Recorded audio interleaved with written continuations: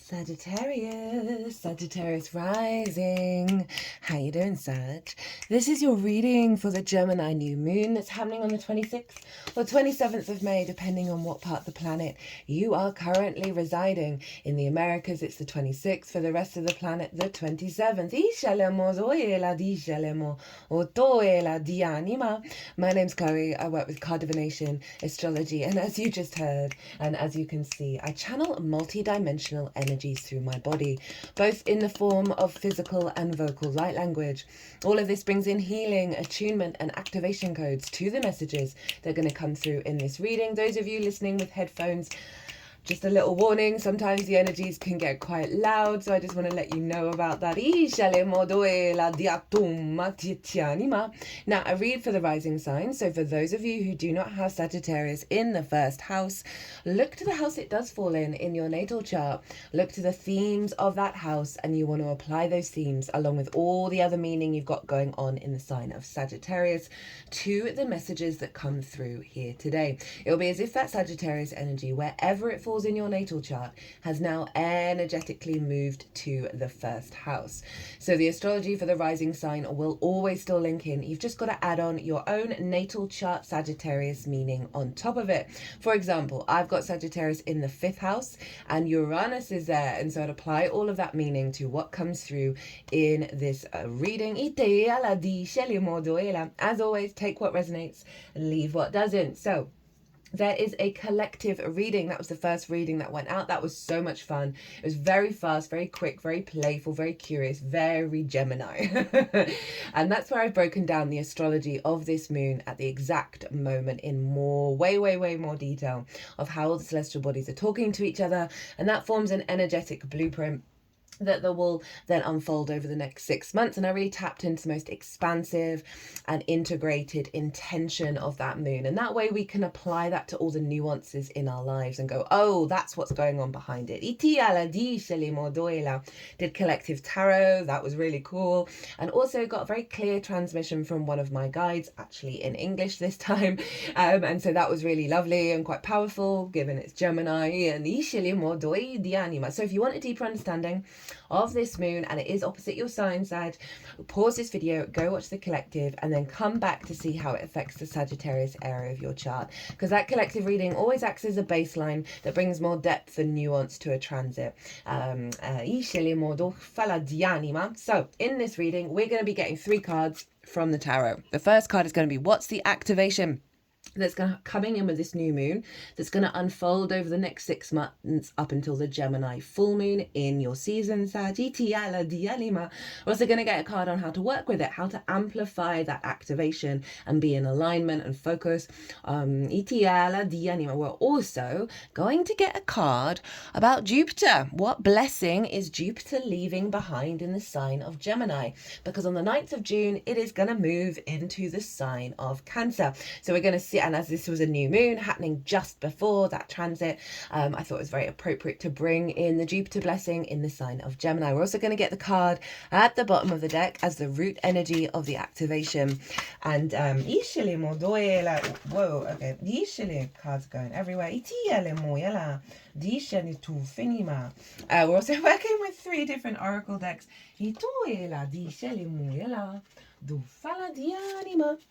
We're working 3 different oracle decks, and I'll get those cards after we get the tarot. So where is this happening for you, my lovely Sagittarius risings? Well, as I already mentioned, this sign is opposite yours, and so this is over in the 7th house. The 7th house is one-on-one, important, committed, intimate relationships in your life, right? This can be a business partner, clients, one-on-one clients, your therapist, or important friends in your life, as well as long-term committed romantic relationships and your relationship with Source. So there's a new energy coming in around your capacity to engage and activate a stronger level of commitment. Again, everywhere, cards everywhere. I just heard those 3.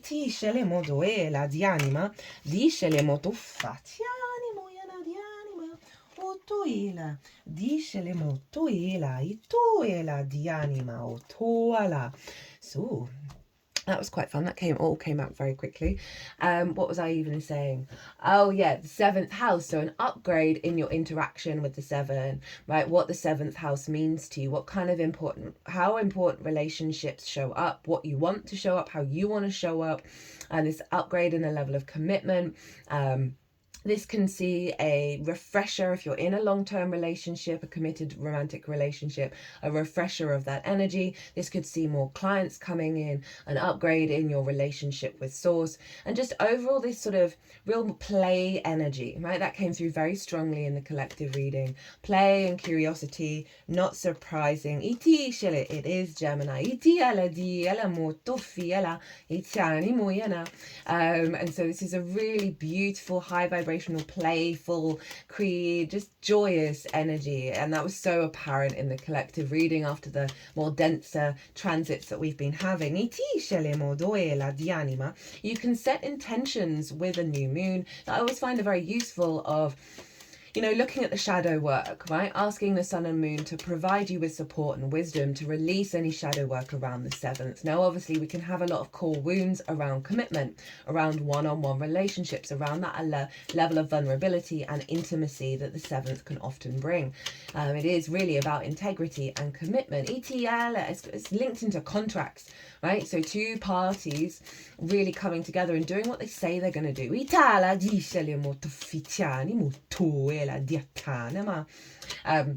So really an upgrade in that the sun and the moon are conjunct Mercury, who obviously rules Gemini and is ruling the whole chart, all the energy that's coming through. Is funneling into this new moon. So it's a full holistic integration of those kind of relationships in your life and how they support or don't support the whole of your existence, right? Your incarnation, and working through that and moving beyond it. Finding the opportunities in all experiences, focusing on abundance and expression and communication and lots of different ideas and being very playful. Now, the sun, moon and Mercury are also conjunct Uranus, but that's over in the sign of Taurus. It's an out of sign conjunction in your sixth house of work, being the adult in the room. Now, I find the sixth house is very important for the seventh, because if you don't understand how you work, if you're not an adult in the room for yourself, i.e. making sure you're looking after your health, making sure you're not burning yourself out, not self-sacrificing all of those things to the other, then that really means if you don't understand how you work and how to communicate that with other people, how you're supposed to have those kind of healthy one-on-one relationships. So I really like that Uranus is coming in. Oh, this is kind of fascinating. You're getting 4 from here, and all of these have shown up, and I think all of these have shown up in other readings, and the first 3, who did they show up for? I'm going to have to check. I'll put in the description box who they showed up for. Sorry, when you try and think of something, it never turns up. That I'm pretty sure the first 3 all showed up, all in the same order for another sign, or at least 2 of them. I will put in the description box, I'll go back and look over the videos and bring that in, because that might be a sign that you need to go and check out. So yeah, I love Uranus energy, very maverick, very independent, very liberating energy. So it's really liberating you of any blocks around you being the adult in the room and taking care of yourself, while at the same time engaging with the other. Now, there's some cool stuff going on in Aries, which is your 5th house of your creation energy, right? Your pleasure, your joy, children, literal children, as well as the inner child, romance, dating and love. It's the fun house. So you've got 2 houses that are linked into love, into romance. And I don't usually focus on that in these readings, because not everyone's here for it. And the more that we work on ourselves and live our own best life, the more we draw towards us that which nourishes us in that regard, in terms of a level of interaction.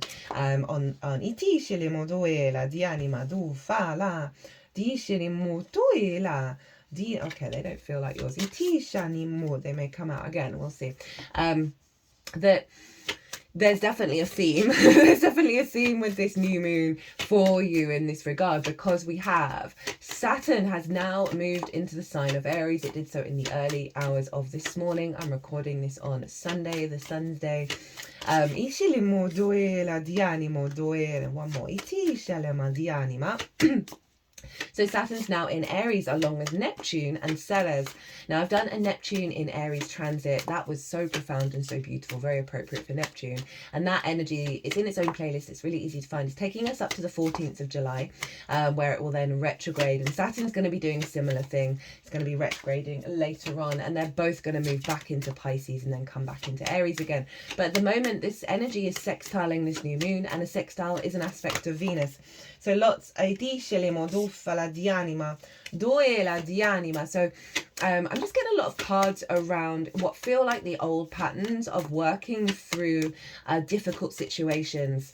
Really that you've been finding lots of tools and ways of reorientating yourself back to yourself, and they don't feel like the main message, so that's why I'm not bringing them out. So yeah, so we've got Saturn, who is about integrity, is about responsibility, is about due diligence, about maturity, it's about understanding cause and effect. Neptune is about bringing the unconditional love of source, new realities in, that sort of dream space, reorientating our instincts back to our original nature, that is unconditional love. Ceres is an asteroid, and she represents the natural inclination for things to grow, produce fruit, and have a harvest. It's very nurturing, very loving energy. So we have this beautiful frequency with you around bringing more play into your life, but with the maturity of Saturn over in your 5th house. I feel like a lot of deep healing around the inner child, which learns so many love languages from our early years and takes it out on the road, and they're not always good love languages. We can get a lot of addiction in the 5th, right? Love can be addictive. Desire can be addictive. There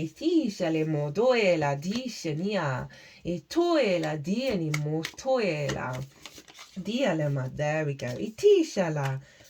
Okay, you got a bonus one. Before that, you got another card about being lost. And so there's really an awareness of the shift of frequency that's happening with this moon, of perhaps being a bit disorientated, perhaps feeling a bit restless, feeling a bit lost, a bit confused about what the other means to you, what your creation energy means to you, and really sort of moving through the fog in coming into an alignment. And this moon feels very beautiful in terms of the capacity for you, for the strength of your inner child to do some deep healing and release that addiction, release those distorted love languages, and come into a level of commitment and integrity with the abundance of your creation energy, in alignment with things working at a better level with the other. It really feels like that discombobulating energy of those kind of dynamics that we all go through. We learn so many lessons by experiencing that. It feels like it's like you've been going through the desert and you're coming out the other side, right? Coming into an alignment. And obviously Venus represents creation energy, joy, love, connection, harmony. So there's a real solidity coming in that's being activated with this new moon. Now, not only that, but Mars, who rules Aries, and therefore influencing all of that Aries energy that's funneling into this new moon, is over in the sign of Leo. So out of all the signs, you've got all the fire signs being activated. And that's really the embodiment of self for you, Sagittarius rising, right? Because Leo's up in your 9th house of perspective. That's the key word for that. And Mars moving through there is really getting your actions and your motivation in alignment with your higher perspective. And Mars happens to be trining Venus and Chiron over in Aries. Now, collectively, it's been very loud that we're working through wounds of the Venusian energy. This happens once every year when Venus comes into conjunction with Chiron, the master teacher, the wounded healer, right? Where we have deep wounds and deep pain that turn into great wisdom. And so we're really reorientating our instincts, right? Aries energy, our autonomy of our desire, releasing a lot of blocks and a lot of wounds around that, and coming into a higher level of divine love mastery. Iti shatuma. But it doesn't mean that there haven't been struggles, which might have been a lot of the representation that was coming through in terms of feeling a bit lost, a bit confused, a bit of here, there, and everywhere, of feeling like you're taking 3 steps forward and 5 steps back, you know, that kind of energy. I just heard trust in the process. The wisdom comes through this journey, and you will emerge the other side rejoicing. The work that we're doing this year is so profound. It's a wood snake, it's a year 9 completion energy, shedding skin. The intensity in which we're closing out karmic cycles is wild. It's wild. So trust in it. And I know that can be really difficult. Anyway, Mars is trying this. So it's a really facilitating, supportive energy, right? And trines are ruled by Jupiter. So there's a lot of yes energies with the aspects going on here, with the sextiles ruled by Venus, trines ruled by Jupiter. So it really is a very upbeat, transformative energy that isn't kind of all the squares and oppositions that we've been going through, which do create friction in a way that can feel very unnerving. So Mars is really helping you get in alignment with those higher perspectives, helping transmute the wounds of Venus, and really come into a great deal of power of your autonomy via the heart. That's funneling into this moon, that's really strengthening your instincts and your awareness of what's right. It's for you.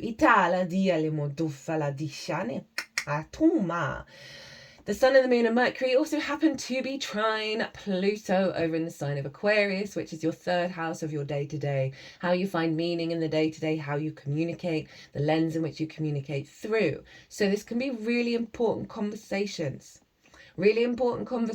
that are getting you back in your power, right? Are allowing you to not lose, right? So often, you know, important people in our life can really dysregulate us, right? Because connection and trust and, you know, it's very natural for us to crave that, and we can get very destabilized if that's not showing up, or if there's just certain things that people are working through and that you're working through. And Pluto in the 3rd house of communication, in alignment with this moon, is you stepping into your power and not being dysregulated and losing the meaning in the day-to-day by the other, finding more of a playful experience coming through, finding more power in expressing yourself in a way that isn't diminishing your power or like attacking other people, right? Things need to be said.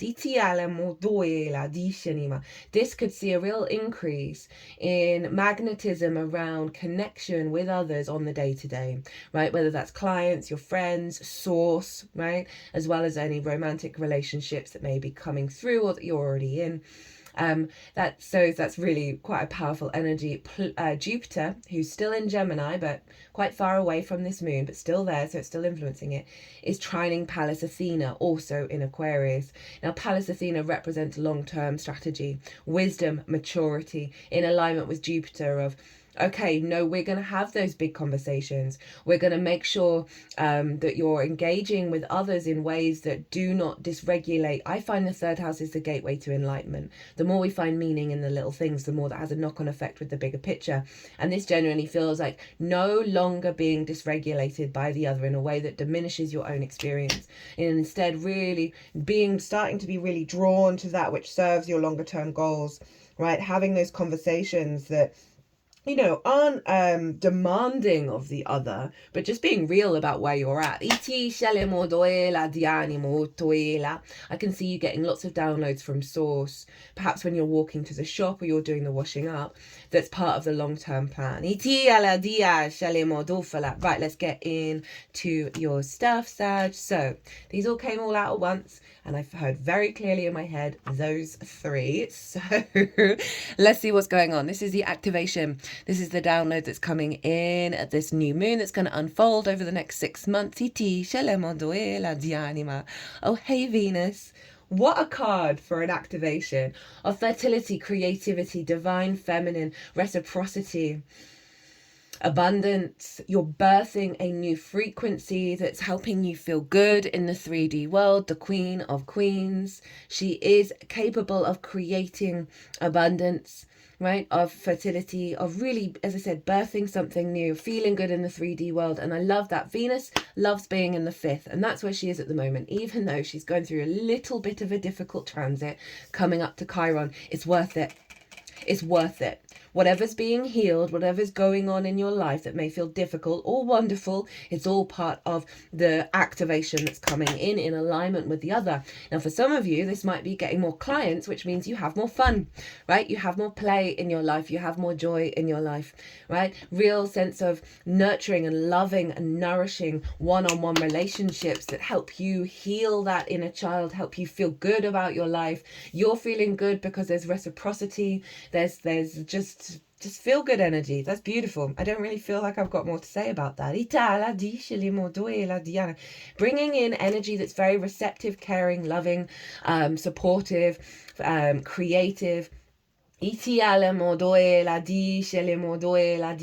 feels like a balm that's soothing the wounds where it hasn't been so. And even if it's just your relationship with Source, this is allowing you to step into your power, allowing you to step into your creation energy at its fullest form, right? Your Kundalini energy.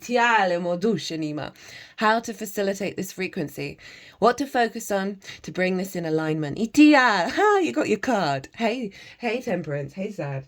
So this is the alchemical process. This is the refinement of all the aspects of yourself in order to bring in the angelic frequency into the 3D world. It's kind of a pause card. It's a cultivation card more than anything, but it is your energy. So this is real a focus point on you, on the refinement of yourself. And I did mention, right, that I'm just mindful. I'm not necessarily resistant. I'm mindful of talking about romantic relationships because they can feel really addictive. Our desire for them, we can then be on the lookout for, is that the one? Is that the one?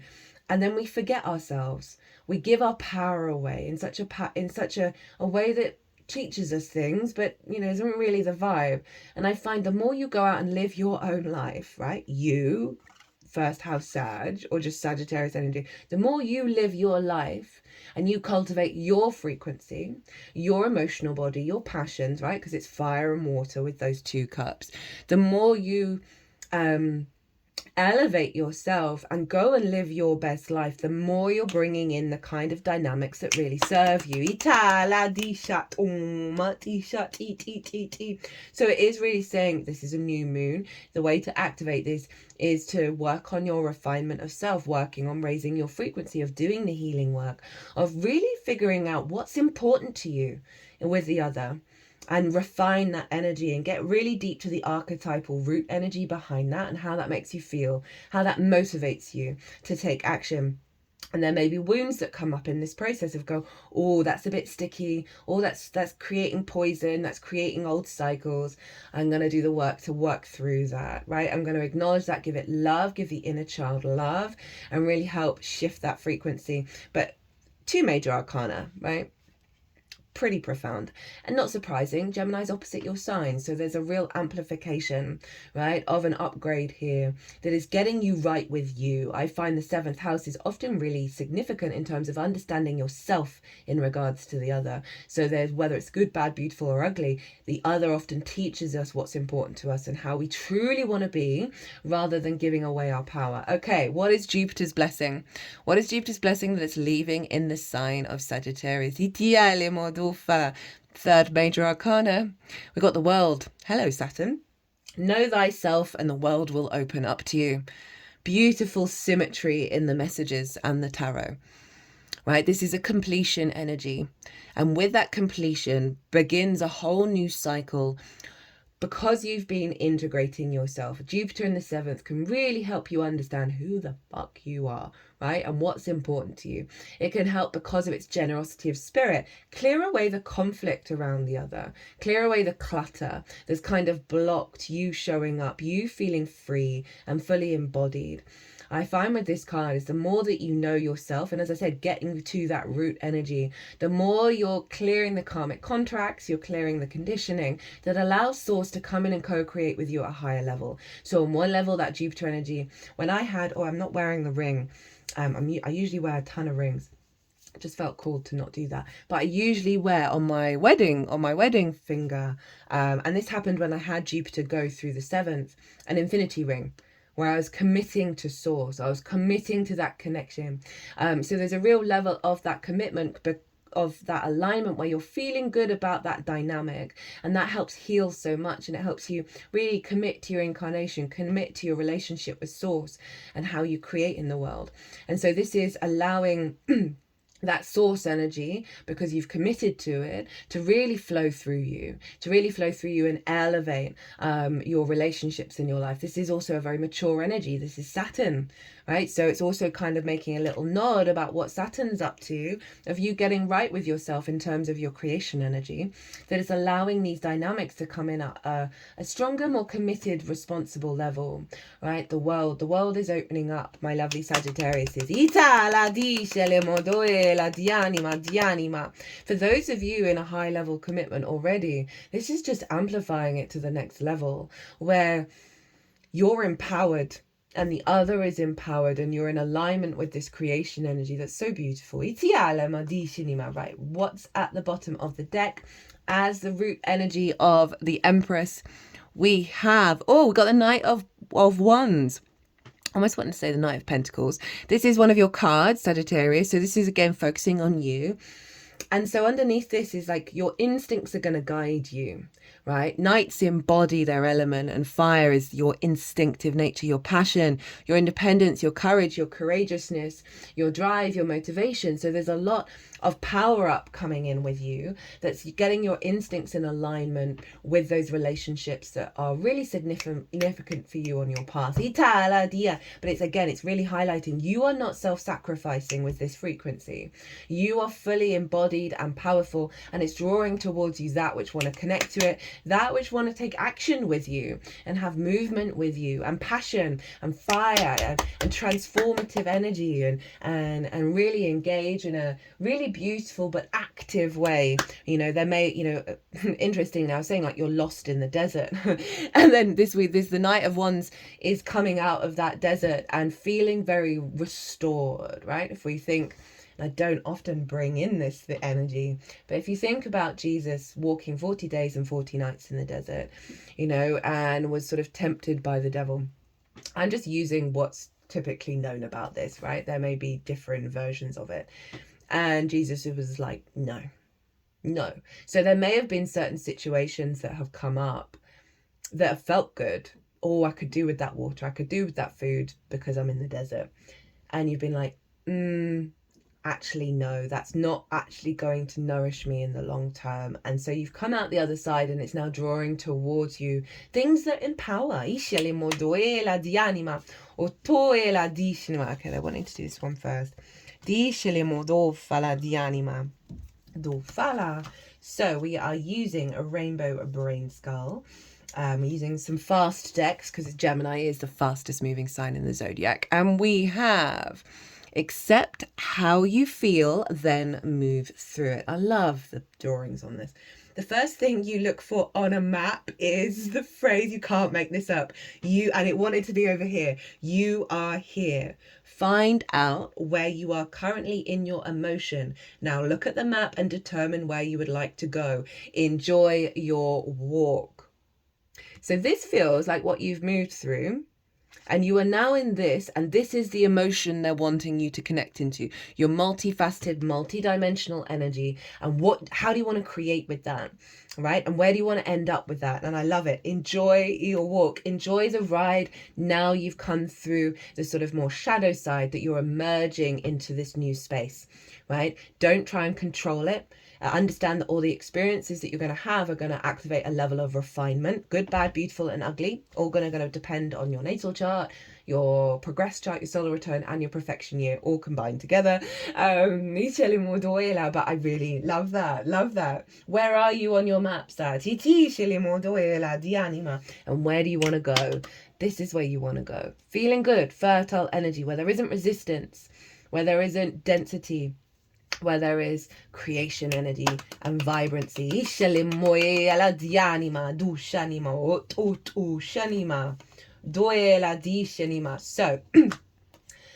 these 3 cards were the first 3 out, and I'm pretty sure all 3, if not at least 2, showed up in the same positions that they did for another sign that I will put in the description box. We have surrender,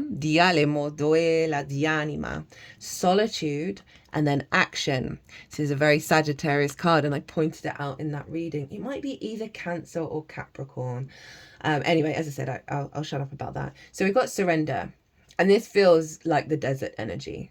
And again, we've got the whale song, right? The frequency and the water energy of going through these difficult emotions in order to come back to yourself. But really sort of trusting and being guided in that journey. And whale song heals the ocean. So there's a real sense of, if you think about Saturn and Pisces, that's what we've been going through, right? Of the releasing of a lot of karmic emotional body in order to be liberated in the instincts. I'm going to be talking about that in the Saturn transit, which is going to be the next transit that I do. So this is really letting me know that you've surrendered to the experience, right? It's helped you go inward. It's helped you get away from the crowd, get away from those, what I was saying of sort of like the saying no to certain situations, right? The awareness of, actually, no, this isn't going to serve me in the long term. Whereas before you might have wanted to join the crowd, be part of it all. There's been part of you, there's part of your inner world that has been recalibrating, right? As you surrendered to the experience of what's going on. There may have been certain situations where you're actually in there, but you're aware, there's this inner part of you, this inner observer that is aware of the dynamic that's going on around you, and you're allowing yourself to sort of objectively process it rather than getting lost in the entanglement, right?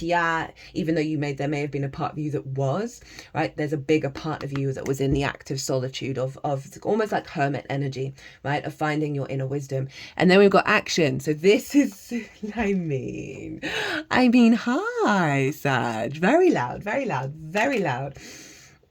You've basically got 3 cards that represent you, that now you're moving forwards. Now there is an inherent instinct within you that knows where to go, right? That's unfolding, and you're going to be in that flow state. And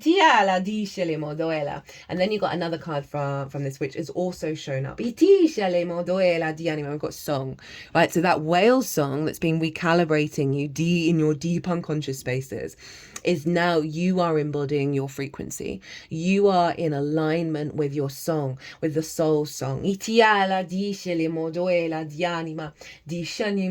that frequency, look, is drawing towards you. We've got a bird here, and birds are very much associated with Gemini, with Mercury, of something coming towards you, and with this fire energy that represents passion, right? Represents your inner desires, that is coming towards you as you go about your life with your own frequency, singing your own song that's getting you into a higher state of alignment.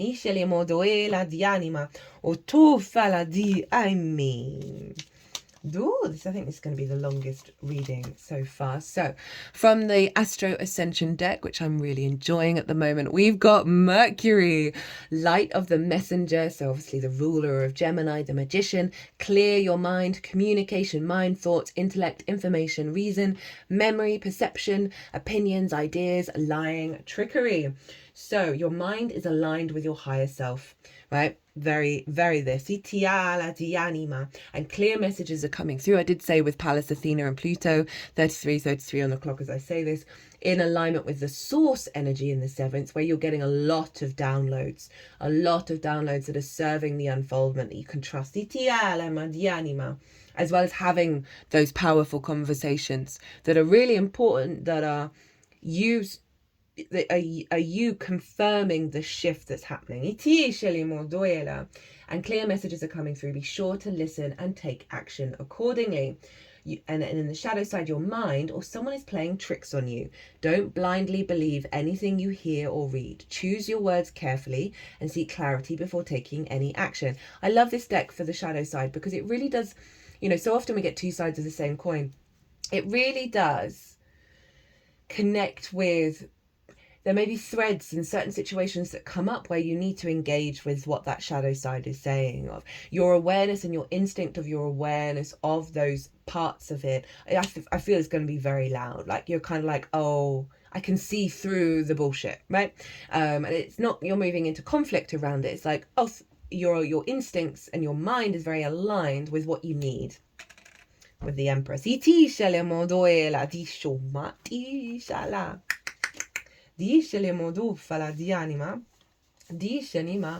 Right, in the order that they've put them in. We've got 2 more for Rainbow Brainskull and 1 from the Astro Ascension. And first up, we've got I'll be at the other end of the universe acting strange. If you are truly in your own lane, there is no competition. Be an original, really doubling down on you do you.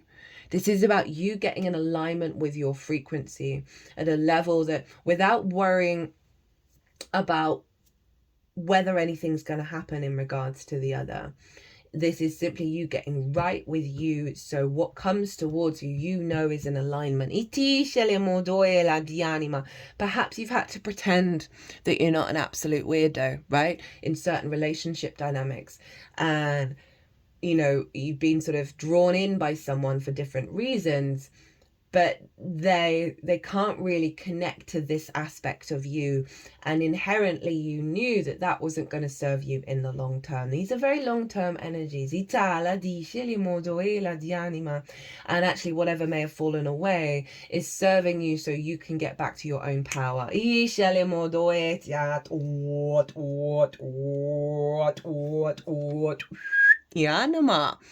So, final card from this deck, we've got I'm not a fractured being, I'm multifaceted even. You may feel scattered, but you are a symphony. All this about frequency and song, I'm here for it. Many instruments joined together create a beautiful soundscape. Appreciate your many different moods, skills, and problems. Trust that they're all working together. And that ties into what I was saying. Focus on this. And I even said sort of more the multi-dimensional energy. And again, coming back to the self. And I do find often 7th house transits are really like a loud amplification of the other, of the self. Just thinking of when I had the new moon in the 7th for me this year. I have Aquarius in the 7th. And I spent time with an Aquarius rising friend who very often, if she's in the country, it's a line that we spend time together. And we both had a conversation with each other how we felt that the people coming into our lives had a higher level of reciprocity, and we were both feeling it. And so that may be something that happens around this moon, that it's not necessarily a lover, but she is one of my nearest and dearest soul friends, of an alignment of that, where you're just kind of clocking in and noticing that there's a vibe shift. Final card. Andromeda, the high vibration, you can't make it up. Magic and miracles, heart-centered, highly gifted, creative, imaginative, intuitive, freedom seeker, there you are, teacher, healer, balanced yin and yang. You're leveling up and your vibration is rising. Your guides are ready to bring you some miracles and magic. Enjoy the new freedom that comes with it. Shadow side, you have lost your magic and childlike wonder. There's the inner child over in the 5th house. Something is closing your heart. Try to find your way back to what really matters and reconnect with yourself. I mean, I'm going to leave it there. If I look at any of the bottoms of the deck, go on then. They're just going to say the same thing. We've got simplicity and someone playing a musical instrument. It's going to start being simple. because of this alignment, it's going to start feeling like, whereas you may, as I said, lost in the Buddha, lost in the desert. Sorry, I just got this card, the Lotus, enlightenment, Master Buddha, third house energy, gateway to enlightenment. It's going to start calming down. You're not going to feel so lost and disorientated. So beautiful energy. I'm so glad I did actually look at the bottom of those decks, that it's not the clutter anymore. It's not the fear of when we're lost, the uncertainty, the being pulled in certain directions only to find that it's just taking you further into the desert, right? And you're like, oh, I thought this was the way out. And you're like, oh, goddamn. Simplicity of your frequency. Oh, my goodness, Sag. Don't forget, Sagittarius. The North Node in Pisces, South Node in Virgo. That North Node in Pisces is manifesting in your sign. If you've not seen the North Node, South Node, Pisces, Virgo series that I've done, it's in its own playlist. It's really easy to find. And I talk about how, for you, Sagittarius, that North Node is building in your sign. So not surprised this is showing up, because Jupiter, which I haven't mentioned, is square the North and South Node. So there's a big alignment here. And obviously you're ruled by Jupiter. Anyway, Sag, love this reading. Hope you did too. If you want a personal reading, all the details are in the description box. What an honor and a privilege to read for you. I feel I'm a bit speechless. But other than that, Sagittarius, be good to yourselves, be good to those around you, safe travels, and be well until we meet again.